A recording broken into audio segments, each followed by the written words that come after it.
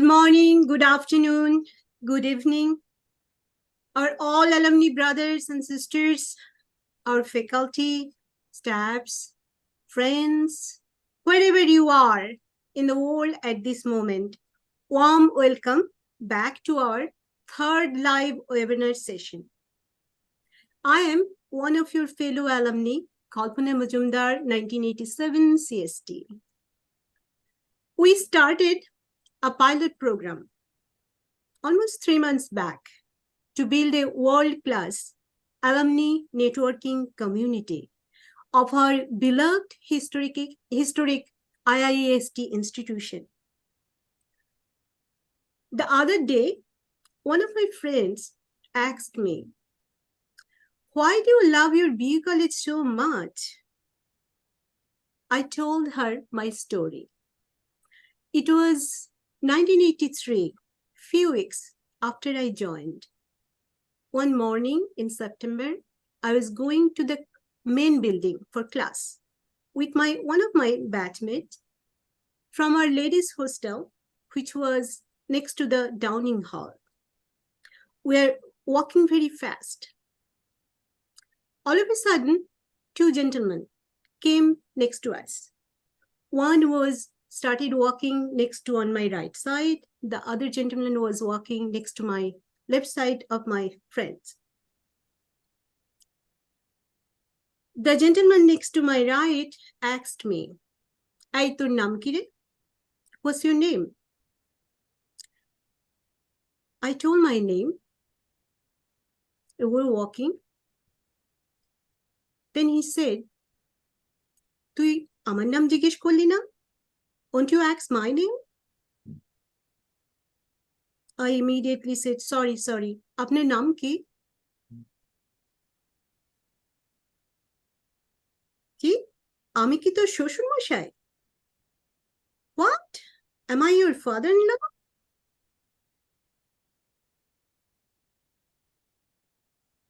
I was immediately remember the very first day I learned that unofficial rule. We shall, all the seniors, we shall address them as our older brothers and sisters. And all the juniors shall be addressed as our younger brother and sister. I immediately corrected myself and never forgot that incident. Later, I realized that we all are connected with each other, like using an invisible thread that built upon years of brotherhoods and sisterhoods. Well, years passed. That invisible thread kept our feelings still living within us. For this pilot program, whenever we are reaching out to our alumni brothers and sisters, we see smiles and heart-pouring support to help each other. You will see a few of them in today's session. I'm very happy to introduce such a big smile today. He's a 2006 electrical engineering graduate. He's currently working in LinkedIn in the area of large-scale data infrastructure, and he lives in Bay Area here in California. He's one of the very first few who dreamed of a world-class global networking community to start our pilot program. In our pilot program, he's volunteering many hours with a big smile. Well, his connection to our college is deeper than many of us. His spouse is his batchmate. Please welcome today's moderator, my little brother, I would say, Abhishek Dash. Thank you, Kalpana. Thanks for the warm introduction. Today, we have the privilege of having Arijit Banerjee. He is 2005 electrical pass out. Let me introduce him first. So Arijit Banerjee completed his BE from Bengal Engineering and Science University in 2005, and MTech from Indian Institute of Technology, Kharagpur in 2007, and PhD from Massachusetts Institute of Technology in 2016, all in electrical engineering. From 2006 to 2007, he was a visiting student with the Institute of Power Electronics and Control of Drives, Technical University of Darmstadt in Germany, through a German Academic Exchange Service Fellowship. From 2007 until 2011, he was with the Power Conversion Systems Group, GE of Electrical and Computer Engineer, GE Global Research Center, Bangalore. He is currently an associate professor in the Department of Electrical Engineering and Computer Engineering, University of Illinois at Urbana-Champaign, USA, where he holds the M. Stanley Helm Fellowship. He was an Institute Silver Medalist both in BE College and in IIT Kharagpur. Some of his recent awards include the US National Science Foundation Career Award in 2020 and the 3M Non-Tenured Faculty Award in 2021. He received the Granger College of Engineering Everett Award for Teaching Excellence in 2020 and UIUC ECE Ronald W. Pratt Faculty Outstanding Teaching Award in 2019. Dr. Banerjee is a senior member of US National Academy of Inventors and IEEE. He holds 18 issued patents. His research interests include analysis, design, control, and diagnostics of electromechanical energy conversion systems. So please welcome Arijit Banerjee. Thank you so much, Abhishek, and thank you so much to everyone in GAABESU team in terms of giving me this opportunity to share my journey with you all. And it's really humbling experience to see so many dadas here who are back from 1980s, 1962, and so on. So I feel a little bit scared to talk in front of all the dadas, but as has been the culture of BE College, that all the dadas are mostly forgiving. So if I say something wrong along the way, please forgive me for not being able to do everything as expected. So again, thanks so much for your kind introduction, Abhishek. Thanks for your time, Arijit. So let's start, right? How we know that you went to Shibpur, and then so let's walk through your journey. So can you start, like, how did you get into Shibpur? Can you give us your pre-school days and pre-college days? Like, how do you prepare and how did you get into Shibpur? Absolutely, Abhishek. And all of these were kind of going through my mind as I was preparing for this webinar, like my journey. So what I would say is I see my pre-BE college days as mostly as my struggle phase. And what I'm going to share today is you will see that all of us struggle, right? All of us struggle. My story, you will see that it's a reflection of all of us, okay?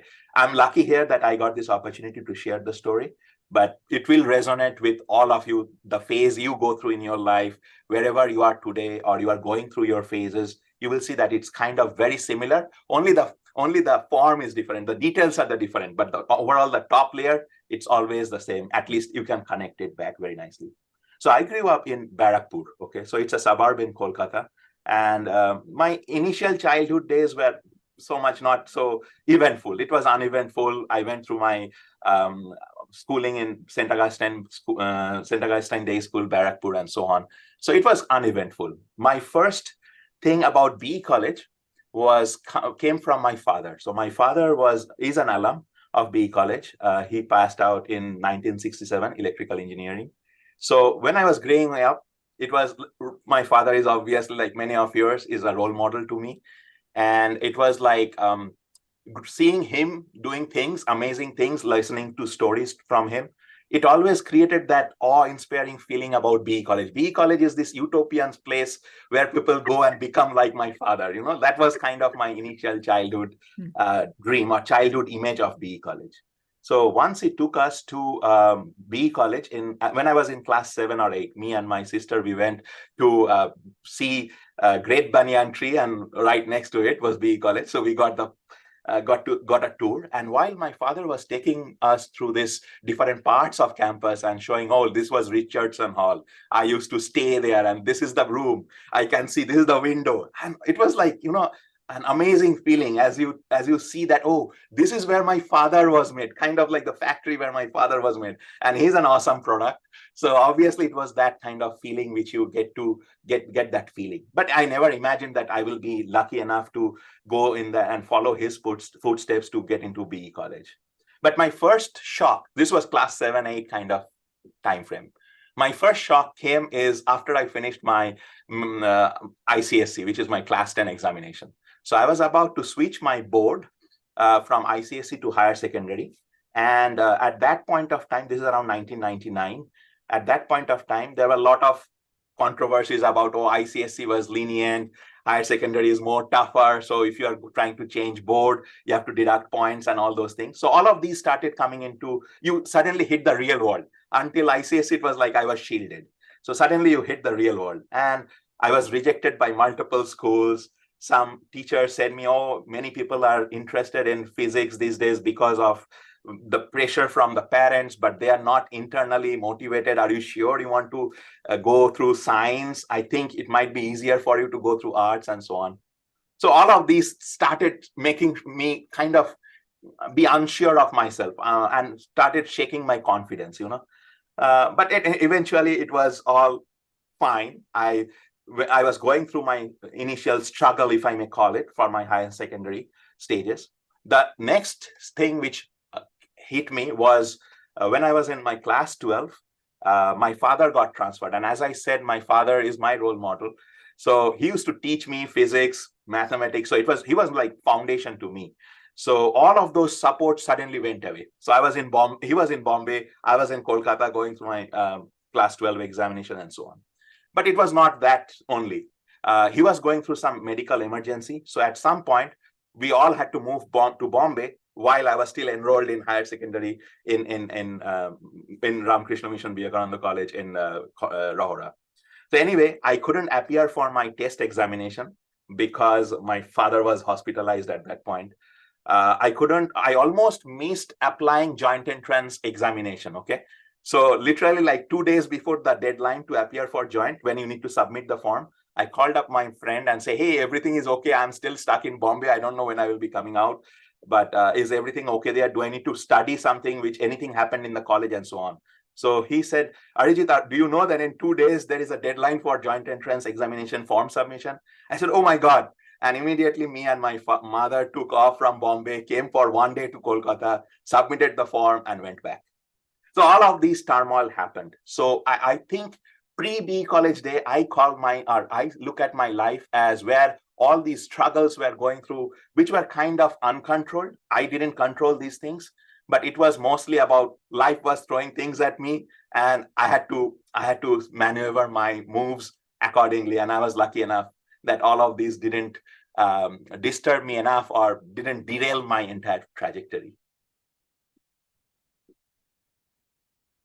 So it looks like BE college is an obvious choice for you after school, right? It was almost obvious choice. So when I finally got through joint, it was a big surprise, to be honest with you. Like getting a rank in joint to begin with, after going through such hardship, it was just a shock and surprise for me that what? Did they grade my papers properly? Are you sure I got this rank? It was like, oh gosh, it's possible and so on. So at that point, I was getting, when I went for counseling, we used to call that back in those days. So it was like Jadavpur Mechanical versus Shibpur Electrical.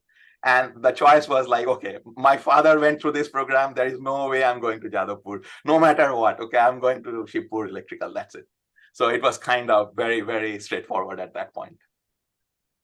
Great. I think, I think a lot of people can resonate that. Like we had our parents in some of the colleges and okay, let's go. And you landed up in electrical. It's not any other department. So your father was in electrical. So it was kind of an obvious choice.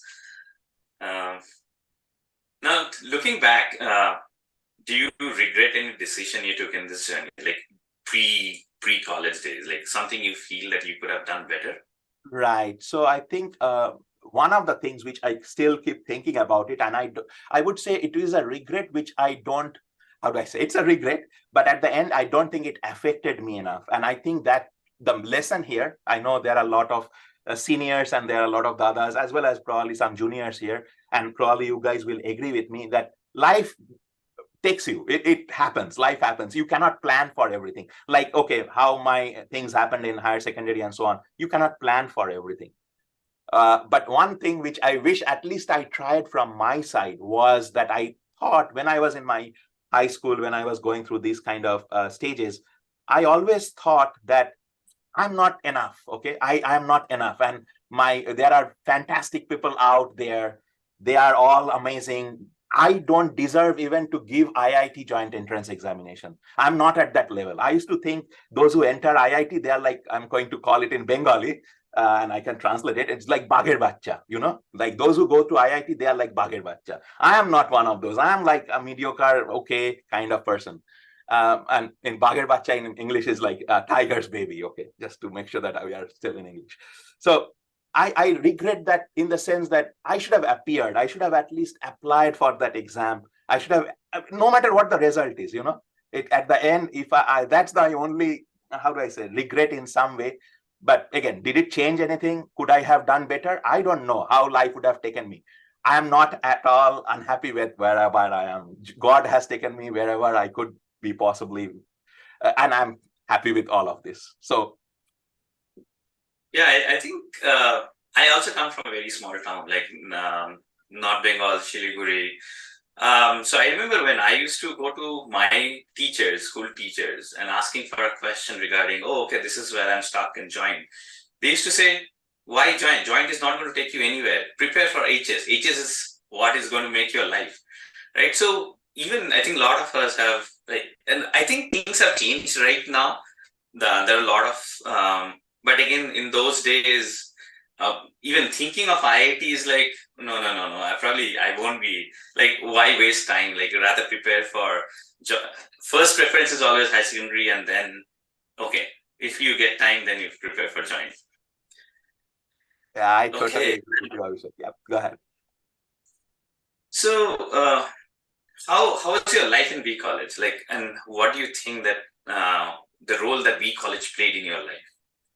Well, absolutely, Abhishek. I think, first of all, as I said, like there is a legacy already getting in my brain. I have a model of B College in my brain right from my childhood. Like this is like absolutely amazing place where I want to be and so on, where my father grew up and so on. So getting into B College, the best things which I really appreciate about B College, how it shaped my life. I think there are three things, okay? One thing, we were lucky really to have a few professors, some of the professors who were fundamentally very strong. So they could teach in a very nice way where you will be curious. You will like, okay, what is really happening? So that part was very much inculcated in B College, like that curiosity, like, oh, this machine runs this way. Why? And to name some of them, again, I put this in my last day of lecture when I gave it at University of Illinois. I put all the pictures of my professors whom I admire, And the reason is that whatever I'm telling today, it's not my language. It's the language which has been shaped by my professors over the years, whether it's B College, Kharagpur, MIT, and so on. It's like, that they all shaped it. So say for example, professors like SKM, BRB, MSG, DG, ASG, those who are from EE, they will know them. Some of the external people who are not from EE, they will think some of them are terror. Absolutely not. Like that fear is also necessary, because if you don't have that fear, then you feel like you take it for granted. So that fear is very important, that, oh, I need to do well. So that's one part of my story, how B College shaped me, that foundation. Okay. Second thing was amazing labs. B College has one of the best electric machine lab in the entire India, okay? Even outside India, you can rarely think about having such a fantastic machine lab. Who will have this kind of And it's not just electrical engineering. Think about labs. I still remember we did as part of thermodynamics, as turbo machinery, all the labs which were just amazing, where you can go and see real world, what's going on in the lab. So that's the second aspect. And the third, which I think I still carry with me, is the alumni network and the friends. You make such amazing friends, because it has been always like this, Abhishek. If you remember, and again, you will see that in your trajectory as well. When you are in high school, it's like, okay, you are like, all the good students are coming into the high school. Then you go to your college, all the toppers of high school are coming there, right? When you go to the next level, it's always that filtering is happening. So you get to that B college and you are always inspired by, oh my God, this guy got a rank in 353. This guy was 16th in higher secondary examination. This guy was in presidency college and he came here. You are always surrounded by this kind of people, right? So that's network. And I still have some of my fantastic friends who are doing amazingly well in whatever domains they are. So they have always inspired. So B College has shaped me in these three layers I can think of. Yeah, so I remember when I have to name Dipan Das. He was pretty close senior to me. So when I used to talk to him. He's like, "Oh, you got stuck in these problems? Don't worry. I have someone who can always help you out." And we used to look at Arijit like, "Oh, okay, he's like, yeah, he's one of those guys. He's like unreachable kind of guy in college." So he's like, no, just go and talk to him. He's in Shane. And Shane is like the Gatu hall. So every time we used to enter Shane, is like, is it really, I'm not that type of a guy. So how am I going to be treated there? But first time when I met him, he was so humble. And then I remember I used to go to and talk to him whenever we have any kind of issues. And initially I started going and talking to him when I used to have some problems, and then we used to make it like a regular. And I remember I used to go to his place once or twice a week, and then we used to have like long chats. So yeah, I remember those days. But it is other way as well. It is true, Abhishek. Okay, you are thinking of Arijit is unreachable. I'm telling you, I'm sharing it for the first time. Internally, I'm thinking you guys are all unreachable. Okay, I feel like, oh my gosh, how do I do better than, or how do I even try to be someone like that? I had my role models in B College among my friends. Okay, so, and obviously there are a lot of juniors here, you will see, who have become awesome in terms of whatever they're pursuing. So I'm always awestruck with all the qualities of students we get in B College. Okay. So moving forward, right? You completed your undergrad. Now, you told me that you had an offer from both IISc and IIT Kharagpur. So what made you select IIT Kharagpur? Right. So now post B College, so pre-B College, most of it was like my struggle days, if I may put it that way. Okay. It was like a lot of things life is throwing at me, which I don't know how to handle. Post B College days, I call it all about my dilemma days. Okay. It's always about, I'm at a fork. What do I do? Okay. I'm at a fork. What do I do? Most of it let me start from the beginning. Okay. As I said, like getting into B College, the first thing we always fear as a student is, oh, will I get a job? That's the first fear we have. And I had the same fear, no matter what happens internally, okay, and externally. And okay, so first thing, Infosys came. I was saying, I will not get a job. I will not get a job. Okay, I got a job in Infosys. Now I'm like, okay, I'm settled. But now I need to appear for the gate. I want to get a core job. I want to get a job in electrical engineering. That's again, something we keep thinking about that. So anyway, we started going through this dilemma. And I eventually got through gate. And now I'm at a fork where I had to make a decision whether I should go for my master's in IISc or IIT Kharagpur. And at that point of time, the offer I got from IISc was for Master of Science Research. And this was under Professor V.R. Ramnarayanan. He's a stalwart in power electronics in India.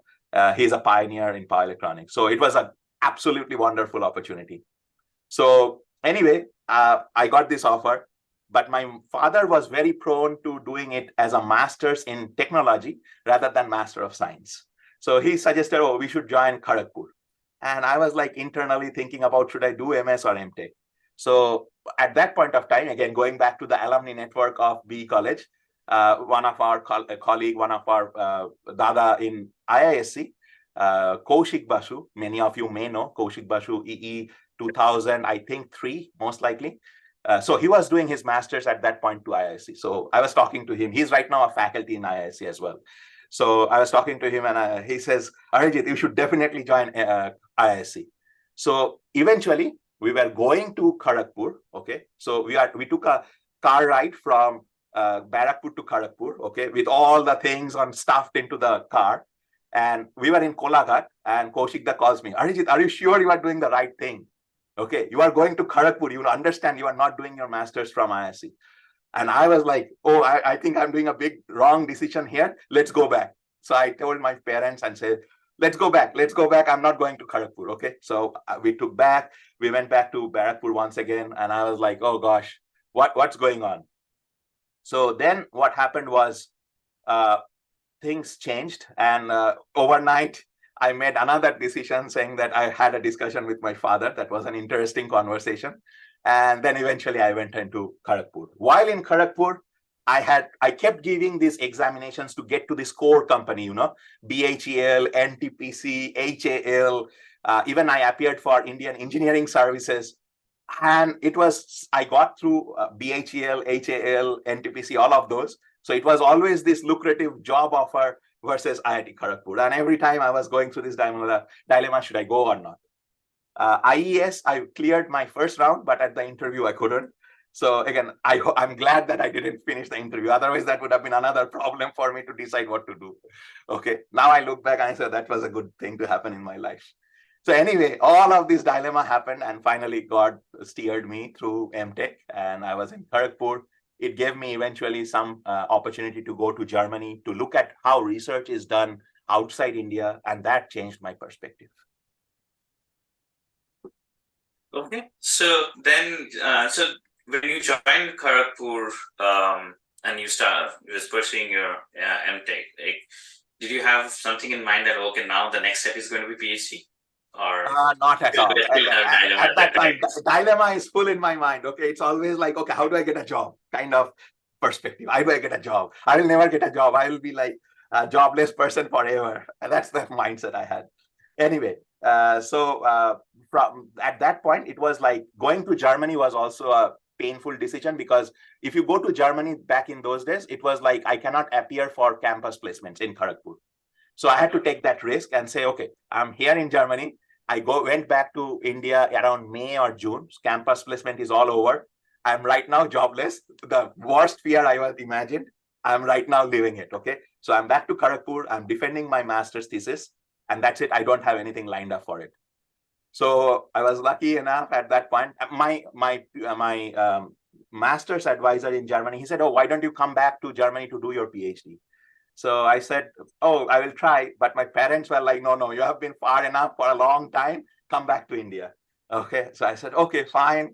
So I rejected that offer. I came back to India being jobless for 1 month. Then I appeared for GE. They were looking for people. And I got into GE Global Research.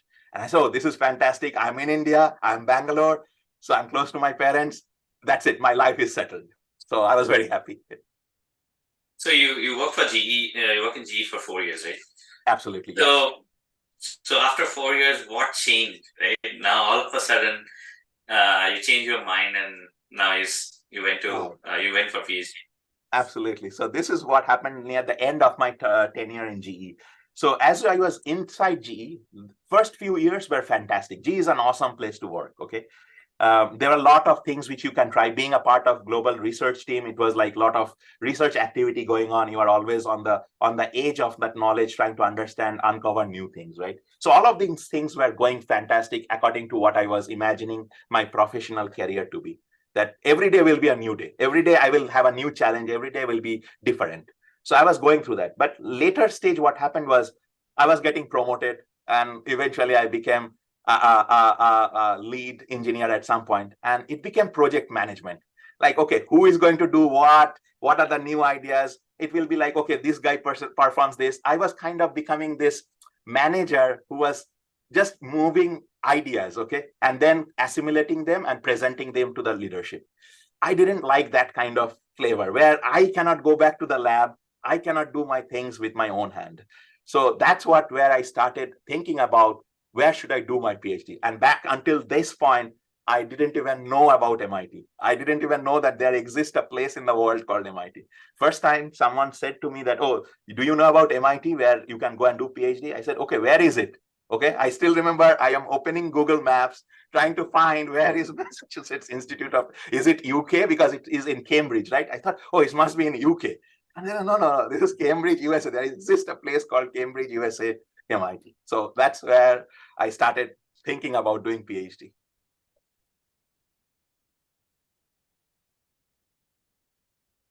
So now you touched upon MIT, right? Tell us your experience in MIT. How did you, so not knowing where MIT is and now you are walking into the class for the first time. How did it feel at the time? Yeah, it was kind like of a dream come true. It was a dream come true, and it was a feeling almost similar to when I entered BE college.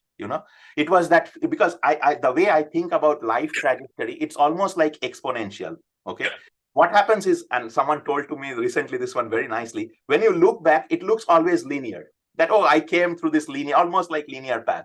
But when you look up, you see, oh, there is a huge place to climb, right? So when I was entering BE college, you had this, oh my God, where am I kind of feeling, right? There are these amazing people around me. Same thing kind of repeated one more time when I was in MIT. But obviously the points are two different points in my trajectory. The people are different, but that feeling is very, very similar. And obviously in MIT, it was like always spectacular to see some of the brightest minds in the entire world. One thing which I completely think is amazing to recollect back is typically you will think that faculty knows everything. Faculty is like God, as particularly at MIT, right? Where else can you can think of, oh, he or she knows everything. So many times it will happen, I will ask question in the class and the faculty who is teaching it will say, I don't know. I need to find it. I'll figure it out. And that's an interesting question. I'll come back to you tomorrow. Getting that kind of answer from a faculty at MIT, it's like grounding experience. Like there is no one in the world who knows everything. It's not possible. So having that mindset that, oh, I will figure it out and I don't know, from a person like that, he has achieved everything, right? He has all the possible awards in his resume. Okay. So, and he is telling that means something really, really interesting. That perspective was amazing from MIT. I think that will also help you as a student, right? You start thinking that, okay, yeah, I can ask questions, and it kind of boosts your self-confidence as well.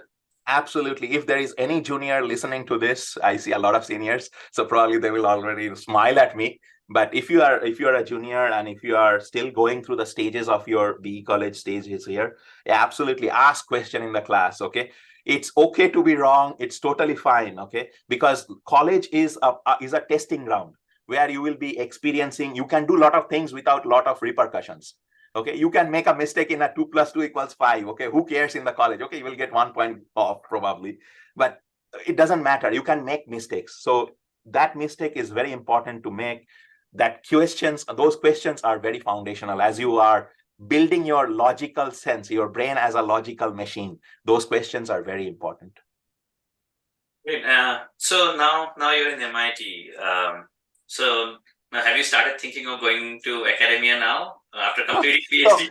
No, my dilemma phase is not yet over. Okay, so it's still going through. So the dilemma at that point was, okay, so the initial reasoning of why I will go to do PhD, one of the rationale was, oh, I will become a faculty in IIT Kharagpur. So I'll be again close back to my parents. Okay, so from Bangalore, I will go back to Kharagpur and I will be a faculty there. And that's kind of the mindset I had. So again, you are always lucky with your friends most of the time. So I was having a conversation with my colleague, one of my colleagues in MIT. He said, Arijit, look, you can always go back to India. Okay, going back to India is like, okay, one-way ticket. You go there and do whatever you want. And with an MIT degree, you can do anything you want there. You can get a faculty job relatively easier. But why don't you try a faculty job in US first? Okay, if you fail, you go there. Okay, I said, look, his name is Al Avestruz. He's a faculty in Michigan right now.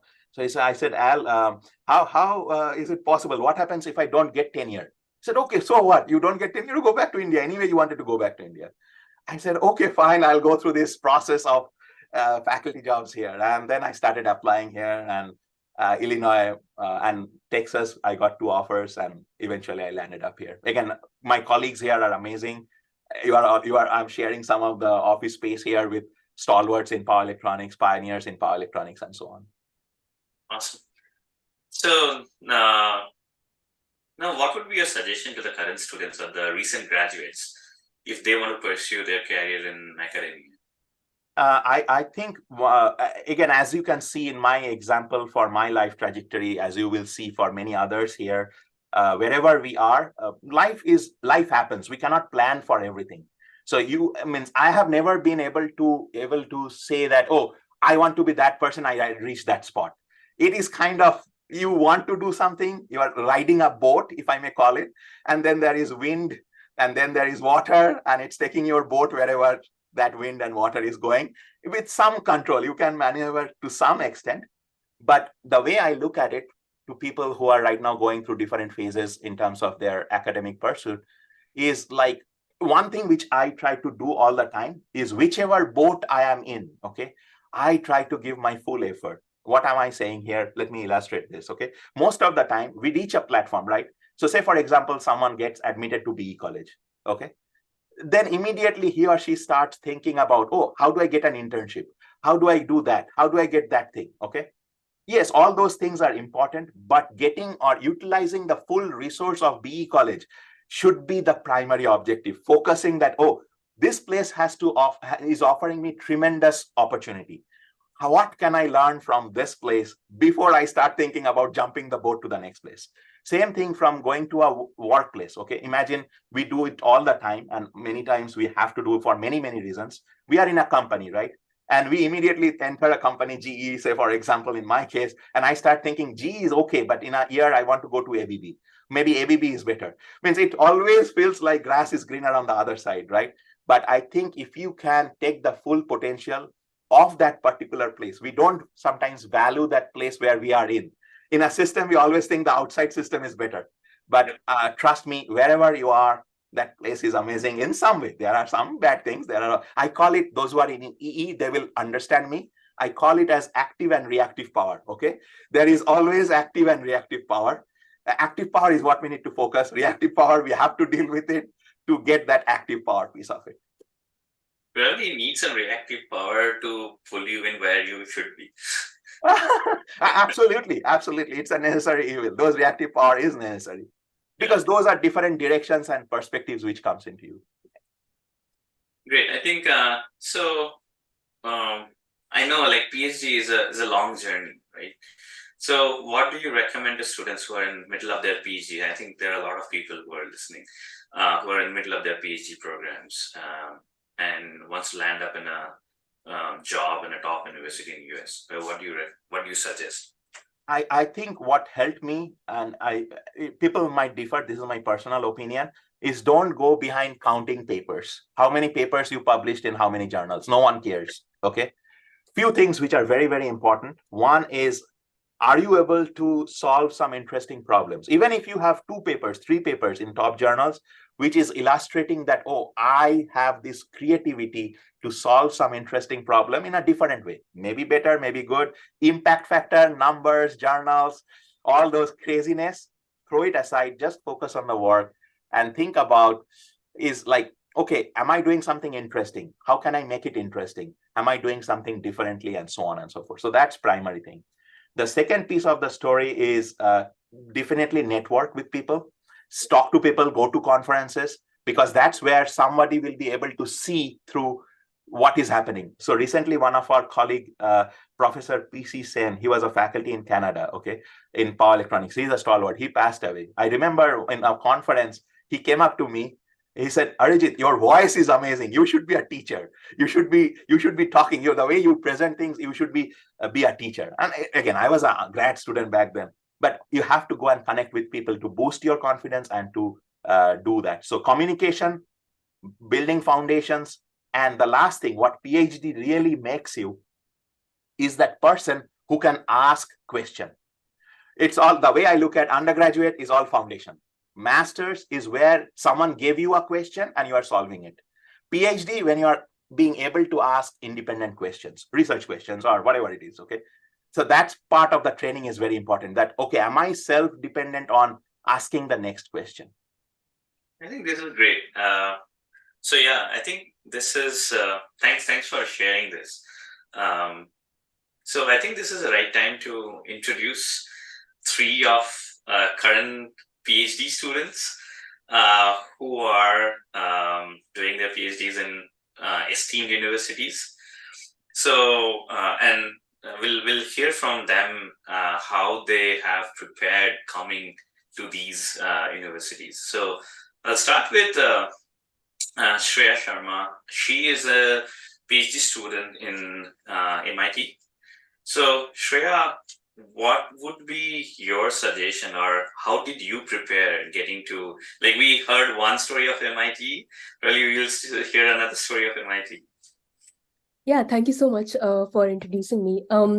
So again, my journey also, I would like to kind of divide it into three parts. The first would be like 2014 to 2018, which I was in IIEST Shibpur. Then I did my master's at IIT Kanpur. Then I actually worked for 2 years in this company called Eaton. And then that is when I actually made my applications to MIT. And then 2022 onwards, I am at MIT. So I would say again, when I was preparing my application, I was still working. And the reason that I actually decided to take up the job was because it was the pandemic time, and I felt like I had done some work in my master's, and I knew that I wanted to do research, but I wasn't able to publish it yet. And I felt that my profile wasn't strong enough, or my recommenders wouldn't really wouldn't give me a good enough recommendation if I don't show that my research is like peer reviewed and publishable. So at the time, I really focused on bringing my project to a completion, or to such a state that I could really, it would mean something, like, I could publish it. So I definitely I did that. And I think what I really focused on was doing good research, maintaining like good advisor relationship with my recommenders, as well as like focusing on having good grades in my masters. And in IIST Shibpur, I had done only like smaller mini projects. So I would say that at the time, I wasn't sure that I would really do a PhD or would it be right for me. But that point of doing masters and then my job experience at Eaton really helped shape why I am doing what I'm doing. And really, from an industry perspective, I decided to focus on climate change and what I can do on that. And that really motivated my SOP. So I think these are a few of the things that I focused on and how I made my application. And I'm happy to take questions after offline. Absolutely. Great. Thank you. Moving to Rajyasri Roy. She is a PhD student in the University of California, Berkeley. I would like to rectify you that I'm not a PhD student. I am a master's student right now. Okay. However, I have been collaborating with the professor, and I really want to continue to a PhD. Okay, great. Thank you. Thanks for Okay. So I was like pretty sure about that I want to pursue a higher studies in the higher studies, but I wasn't like exactly sure that I want to pursue it in the US. My parents really encouraged me, and applying to US universities was really a last moment decision for me. So coming to Berkeley, UC Berkeley has always been one of my top choices. It's like ranked in the top 3 in the world in the field of civil engineering and structural engineering. However, to begin with, I was even daring to apply to UC Berkeley because, with the onset of COVID pandemic, I missed out on a lot of internship opportunities, and I was feeling like, no, my profile wasn't good enough. It's like, it goes without saying that the day I received my admission to UC Berkeley was like one of the best days of my life. However, after that day, I gave a little thought, and I realized that there are 4 things that really matters it matters when it comes to your admission to a particular university. That's your CGPA, your test scores like the GRE and the TOEFL, your letters of recommendations from your teachers, professors, advisors, supervisors, and your statement of purpose and your resume. So as I already told, I didn't have a very glamorous resume to begin with. However, I had a very high CGPA. So I thought that it really helped me to get into UC Berkeley. And also that I was very fortunate enough to get a very good recommendation from my undergraduate project supervisor and some of my professors. So I guess that really boosted my admission process to UC Berkeley. Thank you. Yeah, thanks for sharing. So coming to Shubheccha. So Shubheccha is she's in mechanical engineering. She's a PhD student in Stanford. So Shubheccha, let me talk about Shubheccha. I think there was a few years back we did a similar webinar where Arijit Das shared his journey, and Shubheccha was one of the candidates who was who was attending this webinar and probably getting inspired. And here she is. She is now probably what she had dreamt at that time. So, Shubheccha, over to you. Yeah, thank you for introducing me and thank you for giving me the opportunity to share. Absolutely, that's true. I heard Arijit Das speak, I think 2 to 3 years back and share about MIT. And I remember he called MIT like a temple of education or like absolutely a place. And that was really something that struck me. My journey to Stanford from Shibpur was, I would say, not quite planned. I had plans, like Rajyasri mentioned, to do my higher studies abroad, but I was not sure about which continent to pick, which country to pick, or like any related specifics. But one goal that I had was to like at least try and aim for top universities so that I could go and look at all the other bright minds that are there outside India and have a experience and have like some sort of experience with them of sharing a classroom. And I remember when I was in IIEST Shibpur, I was applying for research internships. And at that time, I was applying to only the IITs for research internship. And then I met a senior, I think it was Obhikta, who is currently at UC San Diego doing his PhD. And he told me, you should apply to that. And I was like, what is that? That-wise scholarship. But that gives you a research opportunity in Germany.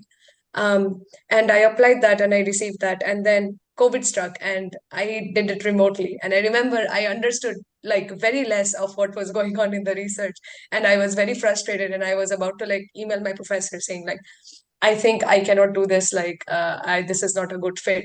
But when Obhikta connected me to one more of our alumni, who was Shomoda, who had done that and who is currently pursuing theoretical physics somewhere, I don't remember that. And he literally on phone told me, Shubheccha, you have to do this because it gives you valuable international exposure. It's a great thing on your CV. And I remember a girl who was doing the Dadwise with me, and later on she went on to go to Stanford. And I was like, okay, I will push through if that's what it takes. And then I think that's the first time Stanford actually made into my list, because before that I was like, oh, never, like I cannot think about it. And then COVID-19 passed on, but since I think I was fortunate enough that at that time I was pretty sure that I want to apply for a master's, so I wasn't really looking as much into jobs. I actually did get a job from Tata Steel, but I was more inclined to do higher studies, so I then applied to various universities. I got rejected from MIT, which was my dream university. And I was very sad. And Stanford's result actually came out very later. And I was almost going to a different university in Delft, which is Technical University of Delft. And then I got into Stanford and I couldn't say no. But I got into Stanford as a master's student. At that time, PhD was off the table. I always wanted to join industry. I still do. And I never thought of doing a PhD. That was like too much studying for me. I never could imagine myself doing that. But once I came to Stanford, I tried to like go and do research because I did a lot of research internships in my undergrad. And I just wanted to, get more out than classes. Because as a master's student, coming to Stanford, you have a limited time and I wanted to make the most of it. And then I joined the research lab and she was a new professor here. She was in the material science department and had a courtesy appointment in mechanical engineering. And again, like I think Shreya said, I was also, interested in like climate change and decarbonization. And so she had a project like that I was really interested in, and I started working with her. And then she needed students, and it's kind of like she convinced me to like transfer. And I kept holding back on it for a year. And after like at the end of my master's, I was kind of more towards the PhD, because coming to US, I think in India, I always had the mindset that PhD means you have to go in academia. But when I came to the US, a lot of professors told me like it doesn't mean that. Like a lot of CEOs hold PhD degrees. A lot, and Stanford has an amazing startup culture. So a lot of people doing startups hold a PhD degree, and that gives them the time to think about the technology and what they want to do. And then I finally converted to PhD. Sorry, I probably went over a little bit on time, but No, yeah. that's fine. I think it's great to hear the stories. And I remember when Shubheccha came, I met her and I asked her. So for me, it's like when someone is coming to Stanford, it's mostly PhD. So I asked her like, "Are you a PhD student?" She said, "No, I'm a master's student." And I really asked her like, "What's your plan?" And she's like, "No, I want to go to the industry, so I'll complete my master's." What she said, right? And at that time, I said, "Okay, let's talk about it after a couple of years." And here she is. Okay, I think so. Probably Probita from he has his hand raised. So probably we'll take a question from him. Probita, you're on mute if you.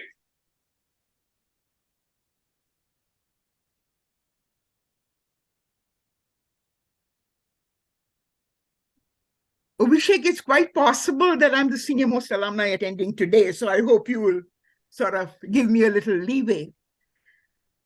I have a comment and a question to all three of our outstanding young women students, one at MIT, one at Stanford, and one at Berkeley. And the comment is this: your real dilemma will come after you finish your PhD, because then you will have to make a choice whether to stay in academia or to go to industry. In the United States, you have that choice, or some of you may even choose to go back to India. You might find it very useful then to consult with other members of the alumni network who might give you advice regarding their experiences. To illustrate the point, I'll give you an example of a student who did her PhD in aeronautics and astronautics at MIT, taught for 7 years at Urbana-Champaign, UIUC, and now works for NASA. Shreya, you might want to note this. The reason I know this case so well is, of course, the name of this student is Dr. Natasha Niogi, and she's my younger daughter. The reason I tell you this story is because that PhD does not automatically equal a teaching career. It opens the doors for you. By the way, Shreya, your classmate, Shruti Datta, who just completed her PhD from McGill, is trying to make that same choice as to what she does next. Okay. Thank you, Pravita. Thanks for sharing. Okay, probably we are almost at the time. So going back to Arijit. So now, if I had to ask you, like if you had to summarize the key takeaways for younger students, how would you summarize it? Right, Abhishek, I think, and as you have heard these stories from all our young alums as well, alumni here, Shreya, Rajyasri, and Shubheccha, that all of us, when we are going through the phase, we always think we are not good enough. And that's kind of an imposter syndrome we always go through, okay? And that is, sometimes it's true, sometimes it's not true. Most of the time it's not true, okay? I think all of the time it's not true. We think it is that, oh, we are not good enough. I think we should still try. Again, I am telling you that not appearing for IIT joint entrance examination, I should have tried. I don't care where I am, what would have been the result. You should try. If you don't apply to MIT, yes, MIT is a hard thing. Stanford is a hard place to go. Berkeley is a hard place to go. you are sure not going there if you're not applying. That's okay. But at least if you apply, there is a chance. Even if it's 0.0001% chance, there is a chance. Okay. So if you are really not constrained on spending $75 or $90 for your application, yes, please apply. Okay. No matter what. Okay. Who knows what will happen. And the other piece of the story I would say is, as you are most likely for the people in BE college right now, I would say ask questions, curiosity. That's what is driving you day in and day out. Okay, have that curiosity. And the last piece is, or a couple of them are together, is logic and hardware. Develop that logic, and questioning and logic goes together, right? That's what PhD teaches you ultimately, question and logic. If you have a question, you are trying to answer that question, and is that answer logical? So developing that skill set is very, very useful. And lastly is hard work. Ultimately, there is no shortcut to success. You keep trying, you keep trying, you keep trying. And after that, as I said, life happens. It will take you. And at least you tried your best. At the deathbed, when I'll be at my deathbed, at least I will not regret that I didn't try something. I missed something. And it's very well said. I think unless and until you try, I think, yeah, when you said like, you won't be able to get into MIT or anywhere unless you apply. So at least apply there. So I think that's one of the big takeaways from this, at least from me. Let's keep trying. Okay, I'll hand it over to Kalpanadi for the closing comments. Very well said. Such a wonderful, wonderful live session with Arijit and our three very young alumni sisters. I can't believe such a wonderful experience. I'm sure everybody enjoyed it very much. Thank you, Abhishek. Heartfelt gratitude to Arijit for your valuable advice to our young alumni. There are quite a few. Big thanks to our youngsters for sharing your stories with us today. We wish you all the very best in your studies and more. Our heartfelt thanks to all of you across the globe who are able to watch today. And I'm sure if there are more questions there, we would be taking those offline and try to answer those offline. Big thanks from bottom of my heart for GAABESU executive members for their outstanding support, and to our core team that was formed by Shapun Shaha, a team of 10 hardworking, dedicated, and very determined, our alumni brothers and sisters.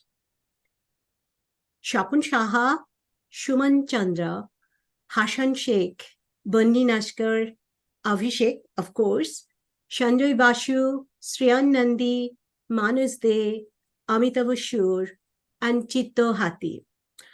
This is all because of them we are making these webinars happen today. Well, let me go back and give you some quick view of what we have done and what is coming right now for next 3 months. So we worked together for 3 months and we received overwhelming support from all our alumni brothers and sisters. Tomorrow, we are going to start our mentorship program. It's an amazing journey that's waiting for our mentees and mentor for next 3 months. And these months, we will be also identifying the needs of our alumni in the 3 different SIG areas that we have communicated before: computer science and data science, technical consulting, and general leadership. We're very pleased to announce that at your request, we have formed a new SIG for helping and supporting job search across the globe. Well, you and me, we all are in this community. This is your community as it's mine. We invite you to join this community by becoming a GAABESU Life member at a very nominal fee, one-time fee only, and also join our LinkedIn alumni group. That's for free. Let us help each other, continue uplifting each other. Whatever we can do, as we all are bonded with an invisible thread of brotherhood and sisterhood. No matter where we are, we remain united, together, only together. We are going to build a world-class IIEST alumni networking community with one mantra in our heart, and you all know that mantra. Let us say together, we arise, awake, and stop not till the goal is reached. Thanks again for joining us today. Goodbye. Thank you, everyone. Thank you, everyone. Thank you. Thank you.